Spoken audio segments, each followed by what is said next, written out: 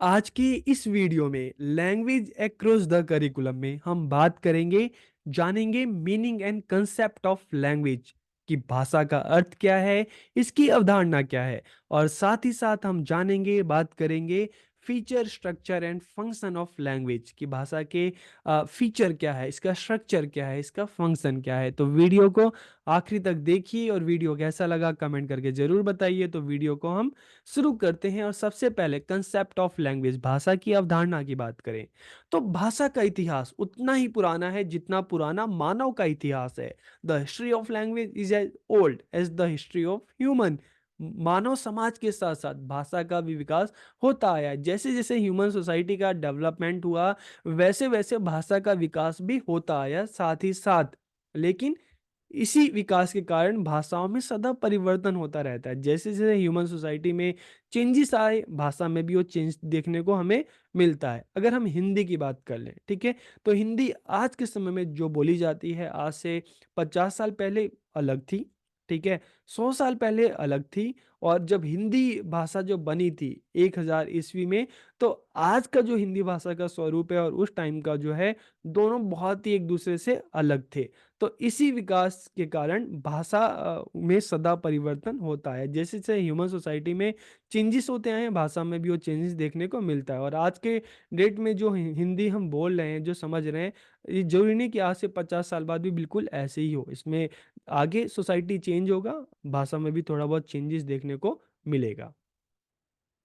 भाषा हमारे समाज के निर्माण एवं विकास का साधन है और भाषा हमारे सामाजिक एवं सांस्कृतिक पहचान का भी महत्वपूर्ण साधन है। और भाषा के बिना मनुष्य अपूर्ण है कि भाषा के बिना जो मैन है, जो मनुष्य है, वो बिल्कुल इनकम्प्लीट है। आप एक एग्जाम्पल के लिए, ठीक है, आप घर में बैठे हो, आप चाहे टीवी देखते हो, मोबाइल देखते हो, उसमें भाषा का यूज होता है, ठीक है। आप घर से बाहर जाते हो, आप कहीं जॉब पे जाते हो, पढ़ने जाते हो, तो वहाँ पे भी भाषा का यूज होता है। एक टीचर बच्चों को पढ़ाने के लिए भाषा का इस्तेमाल करता है, बच्चा पढ़ने के लिए भाषा का प्रयोग करता है। आप घर में बैठे हो, बाहर से एक सब्जी वाला आया, उसने अपनी सब्जी के लिए आवाज़ लगाई, तो वो भी अपनी सब्जी को बेचने के लिए भाषा का इस्तेमाल करता है। दुकान वाला, मार्केट में जाओगे तो मार्केट में भी जो दुकान वाले हैं, वो अपने सामान को बेचने के लिए भाषा का प्रयोग करते हैं। तो भाषा का प्रयोग तो हर जगह है, लेकिन अगर हमारी लाइफ में भाषा ही ना हो तो हमारी लाइफ तो बिल्कुल इनकम्प्लीट है, ठीक है। और भाषा हमारी सामाजिक एवं सांस्कृतिक पहचान का महत्वपूर्ण साधन है। भाषा के माध्यम से ही हमारी अपनी सामाजिक पहचान है, हम हमारी अपनी सांस्कृतिक पहचान है, ठीक है। भाषा के माध्यम से ही जो हमारी जो कल्चर है, संस्कृति है, एक जनरेशन से दूसरे जनरेशन को ट्रांसफर होती है। और भाषा ही हमारे समाज के निर्माण एवं विकास का साधन है। किसी भी समाज की उन्नति और तरक्की का एक मुख्य जो साधन होता है, वहाँ की भाषा होती है। सभी प्रकार की शिक्षा का माध्यम भाषा ही है, ठीक है। दुनिया में आप किसी भी कंट्री में चले जाओ, कहीं पे भी किसी भी यूनिवर्सिटी चले जाओ, किसी भी स्कूल चले जाओ, लेकिन हर जगह पढ़ने पढ़ाने का जो एक माध्यम है, क्या है? भाषा है। सारे संसार में हजारों प्रकार की भाषाएं बोली जाती है, लेकिन अलग अलग कंट्री में, अलग अलग स्टेट में अलग अलग भाषाएं हैं। लेकिन देखें तो पूरी दुनिया में हजारों भाषाएं बोली जाती है। भाषा के बिना मनुष्य अपने इतिहास तथा परंपरा से विच्छिन्न है। कि अगर हम भाषा के बिना अगर लाइफ की अगर कल्पना करें ना, तो बिल्कुल हमारी लाइफ में फिर कुछ है ही नहीं। भाषा के बिना ना हम अपने इतिहास को जान सकते हैं, ना हम अपने समाज को जान सकते हैं, ना हम अपने परंपरा को जान सकते हैं। तो भाषा के बिना तो हमारी लाइफ बिल्कुल इनकम्प्लीट है। अगर हम इसके मीनिंग की बात करें, भाषा के अर्थ की बात करें, तो भाषा शब्दों और व्याकरण की एक प्रणाली है। Language is a system of words and grammar. Language is the medium through which we express our thoughts. की भाषा वह साधन है जिसके माध्यम से हम अपने विचारों को व्यक्त करते हैं। और भाषा को विचारों के आदान प्रदान का माध्यम भी कहा जाता है। When we write and speak, we are using language। की जब हम लिखते हैं, बोलते हैं, मतलब क्या है? हम भाषा का प्रयोग कर रहे हैं। भाषा मुख से बोले जाने वाले शब्दों और वाक्यों का समूह है। जो भाषा क्या है? हम अपने मुंह से जो शब्द बोलते हैं, जो वाक्य बोलते हैं, वही तो भाषा है, जिसके द्वारा हम क्या कर रहे हैं? अपने मन की बात बता रहे हैं। To express language in written form help of script has to be taken. की भाषा को लिखित रूप में व्यक्त करने के लिए लिपियों की सहायता लेनी पड़ती है। और भाषा संचार का एक उपकरण, एक एवं प्रणाली है। कि language is a tool and system of communication. अब हम अगर फीचर्स की बात करें कि भाषा के क्या फीचर्स हैं, क्या विशेषताएँ हैं, तो language is a social property, कि जिस तरह से हम देखते हैं, चाहे हम स्कूल की बात करें, चाहे हम कॉलेज की बात करें, ठीक है? चाहे हम हॉस्पिटल की बात करें, वो सोशल प्रॉपर्टी है। उसी तरीके से लैंग्वेज भी हमारी क्या है, सोशल प्रॉपर्टी है। इसलिए हमारा एक कर्तव्य, रिस्पॉन्सिबिलिटी है कि अपनी भाषा को सँभाल के रखें, ठीक है? भाषा अनुकरण के द्वारा अर्जित की जाती है। Language is acquired by imitation. देखिए, आप जब छोटे थे तो भाषा आपने कैसे सीखी? आपके जो फैमिली मेंबर्स आपको बार बार बोलने के लिए बोलते होंगे, वो बोलते होंगे और फिर आप पीछे पीछे इमिटेट करते होंगे। तो भाषा अनुकरण के द्वारा, इमिटेशन के द्वारा सीखी जाती है, अर्जित की जाती है। The initial form of language is oral, की भाषा का जो प्रारंभिक रूप है वो मौखिक होता है।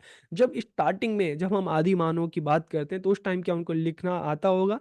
तो पहला तो जो रूप होगा भाषा का वो मौखिक ही होगा। मौखिक रूप से सब एक-दूसरे से बात करते होंगे। आगे चलकर धीरे-धीरे जो लिखित रूप है वो विकसित हुआ। Every language has certain limitations, की प्रत्येक भाषा की अपनी कुछ सीमाएँ होती हैं। जैसे अगर हम तमिल की बात करें, ठीक है? तो तमिलनाडु, हम पंजाबी की बात करें, पंजाब, हम अगर बात करें उड़िया की बात करें, उड़ीसा, हम फ्रेंच की बात करें, फ्रांस, हम जर्मन की बात करें, जर्मनी। तो हर भाषा की अपनी एक सीमाएँ होती हैं जिसमें वो बोली जाती है, समझी जाती है।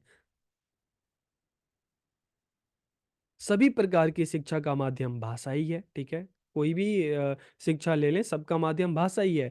भाषा समस्त व्यापार का माध्यम है। कोई भी व्यापार है, एक छोटे से ठेले वाले से लेकर बड़े बिज़नेसमैन तक, हर कोई अपने व्यापार के लिए भाषा का ही प्रयोग करता है। और भाषा अभिव्यक्ति का भी माध्यम है। Language is a medium of expression and it is through language we know our world, कि भाषा के माध्यम से ही हम अपने देश को, अपने समाज को, अपनी दुनिया को, अपने कल्चर को जानते हैं। अब अगर हम इसके फंक्शन की बात करें कि भाषा के क्या फंक्शन है, क्या कार्य हैं, तो it works to exchange ideas, के विचारों के आदान-प्रदान का कार्य करती है, समाज में पारस्परिक व्यवहार का कार्य करती है, कि इसी के माध्यम से समाज के लोग आपस में एक-दूसरे से बात करते हैं, अपने विचारों का आदान-प्रदान करते हैं, इंक्रीज़ पीपल्स नॉलेज, की ज्ञान का वर्धन करती है। आप चाहे न्यूज़पेपर पढ़ रहे हैं, चाहे आप न्यूज़ देख रहे हैं, ठीक है?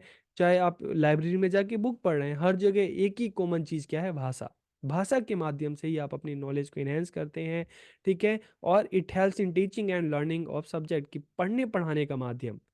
अगर टीचर है, भाषा के माध्यम से पढ़ा रहा है, बच्चे भाषा के माध्यम से चीज़ों को सीख रहे हैं, तो it helps in teaching and learning of subject, की विषयों को पढ़ने पढ़ाने का ये साधन है। इसके अलावा इट इन्हेंसिस पर्सनैलिटी, की है व्यक्तित्व को निखारती है। भाषा के माध्यम से आप अपनी बात को लिख कर, बोल कर आप अच्छे से उसको बता सकते हैं। तो आप अपनी बात को जितने अच्छे से एक्सप्रेस करेंगे, बताएँगे, उतना आपका आत्मविश्वास बढ़ेगा। आपका आत्मविश्वास बढ़ेगा तो इसका असर आपकी पर्सनैलिटी पे पड़ेगा। लैंग्वेज प्रिजर्व कल्चर, की भाषा ही हमारी संस्कृति का संरक्षण करती है और एक जनरेशन से दूसरी जनरेशन को इसको ट्रांसफ़र करती है। It introduces people to their culture, कि लोगों को उनकी संस्कृति से परिचित कराती है, ठीक है? आपको अपने कल्चर के बारे में कैसे पता है? भाषा के माध्यम से। It helps us in earning our livelihood, कि हमारे जीविकोपार्जन में सहायता करती है। चाहे एक टीचर की बात करें, एक इंजीनियर की बात करें, एक बिज़नेसमैन की बात करें, किसी की भी आप बात करो, हर कोई कैसे कमा रहा है? भाषा के माध्यम से ही। ये हमारा नैतिक व चारित्रिक विकास करती है। भाषा के माध्यम से आपको आपके जो मदर, फादर, नानी, नाना जो कहानियाँ सुनाते होंगे, भाषा का माध्यम। आपने बुक्स पढ़ी होगी, उसका भी माध्यम भाषा। तो भाषा के द्वारा आप अच्छी कहानियों को सुनते हैं, अच्छी बातों को सुनते हैं, अच्छी चीज़ों को पढ़ते हैं, तो इससे हमारा क्या होता है? मोरल एंड कैरेक्टर डेवलपमेंट होता है और साथ ही साथ इंटेलेक्चुअल डेवलपमेंट होता है। It develops our creativity. तो भाषा के माध्यम से चाहे आप एक पोएट की बात करेंगे, चाहे एक आप राइटर की बात करेंगे, ठीक है? तो क्या हो रहा है, एक पोएट जो है कविताएँ कैसे बना रहा है? भाषा के माध्यम से। एक जो राइटर है कैसे स्टोरी लिख रहा है, ठीक है? भाषा के माध्यम से। तो भाषा के माध्यम से हमारे अंदर की जो क्रिएटिविटी होती है उसको हम बाहर लाते हैं। एक कॉमेडियन जो है, ठीक है? स्टेज पे परफ़ॉर्म कर रहा है, तो उसके लिए भी क्या अपनी जो क्रिएटिविटी को किस तरह से वो कर रहा है? भाषा के through. It keeps us entertained. आप फ़िल्में देख रहे हो, आप मूवी देख रहे हो, आप बुक्स पढ़ रहे हो, ठीक है? तो क्या सोर्स क्या है? भाषा। तो इट कीप अस एंटरटेन, कि हमारा मनोरंजन भी करती है, ठीक है? अब अगर हम स्ट्रक्चर की बात करें, भाषा की संरचना की बात करें, ठीक है? तो संरचना, कोई भी दुनिया की चीज़ है, हर किसी चीज़ की एक अपनी संरचना होती है। तो the structure of language is called descriptive linguistic, कि भाषा की संरचना को वर्णनात्मक भाषा विज्ञान भी कहा जाता है। Every language on earth has a structure, कि पृथ्वी पर प्रत्येक भाषा की अपनी एक संरचना होती है।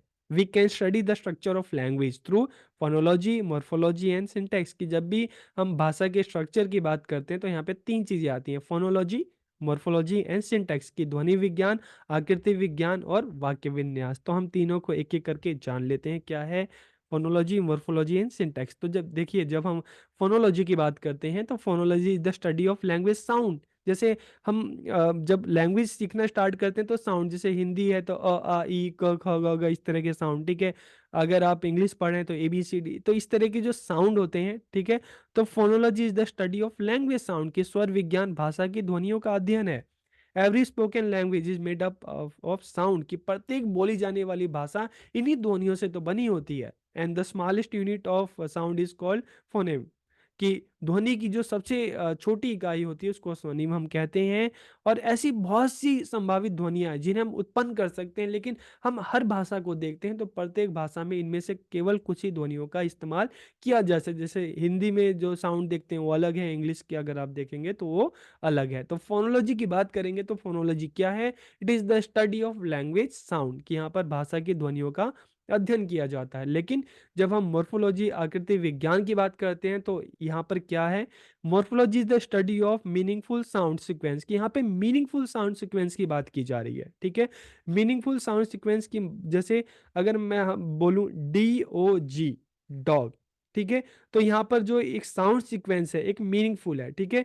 क्योंकि इससे एक जो सेंटेंस है वो सॉरी, एक इससे एक वर्ड बन रहा है जिसकी एक अपनी मीनिंग है, DOG, डॉग, ठीक है।